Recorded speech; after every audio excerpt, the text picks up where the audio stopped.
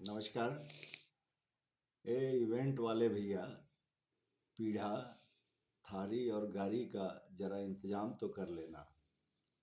ये आज का ध्येय वाक्य है। शादियों का दौर शुरू हो गया है। देवउठनी एकादशी के बाद घर घर परिवार परिवार में विवाह आनंद उत्सव का माहौल है। और हम कहना ना होगा कि दहेज प्रथा के आडंबर का विरोध करते करते आज इतने आडंबरों से घिर गए हैं कि हमारे विवाह के खर्च जो है वो कई गुना बढ़ गए। मगर इसके साथ साथ हमारा जो वैदिक रीत रिवाज था विवाह के संबंध में, उसमें हमने कटौती शुरू कर दी। कुल मिलाकर उसमें से मिठास और रस हमने छीन लिया और सारे आडंबर हमने ओढ़ लिए।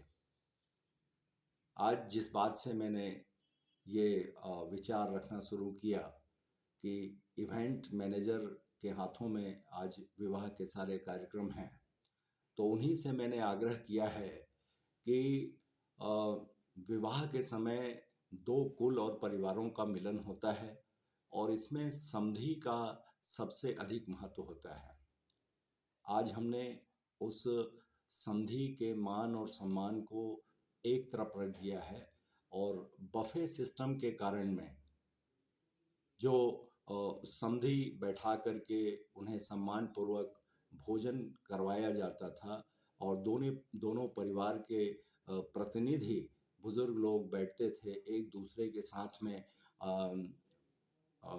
विचारों का आदान प्रदान होता था, पहचान होता था और घर की माताएं, दादियां, बुआ आदि सब मीठी गालियों से समधी का स्वागत करते थे और हास परिहास के साथ में पीढ़ा में बैठ के कांसे की थाली, कांसे की लोटा और कांसे के गिलास के साथ में एक शुचिता और शुद्धता के साथ भोजन करवाया जाता था।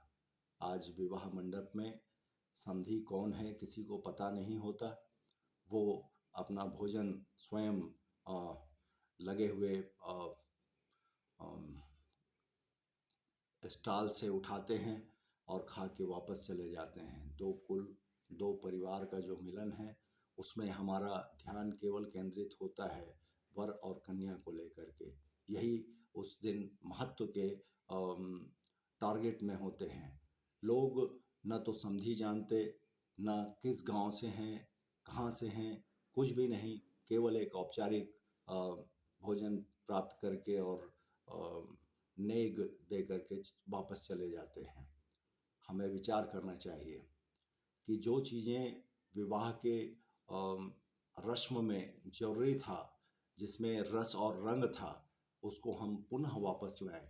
जब अनावश्यक चीज़ों को हम इवेंट के माध्यम से इसमें ले आए हैं और उसमें कहीं आनंद नहीं है, कहीं उत्सव नहीं है, उसका कोई लक्ष्य नहीं है, तो निश्चित तौर पे इवेंट संभालने वाले लोग इस बात की ओर ध्यान दें कि अब समधी भोजन की भी व्यवस्था करवाएं।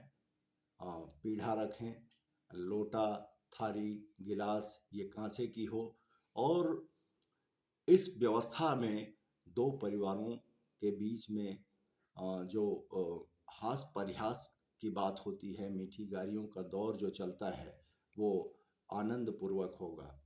और इससे निश्चित तौर पे एक और बात है जो विवाह मंडप में साखोचार में संस्कृत के माध्यम से मंगलाचरण और माता और भोलेनाथ सहित समस्त देवताओं के आराधना के लिए जो संस्कृत में उद्घोष होता था, लय स्वर के साथ में गान होता था, वो अद्भुत होता था।